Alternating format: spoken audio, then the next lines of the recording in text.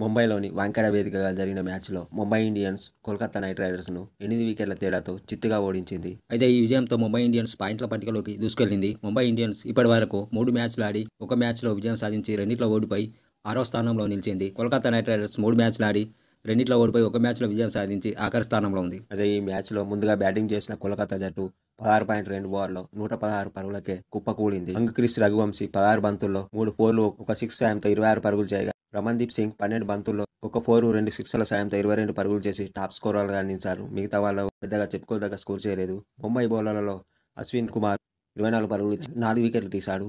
దీపక్ చహర్ 19 పరుగులు ఇచ్చి 2 వికెట్లు తీశాడు. Trent Boult, Hardik Pandya, Vignesh Puthur, Mitchell Santner తలో వికెట్ తీశారు.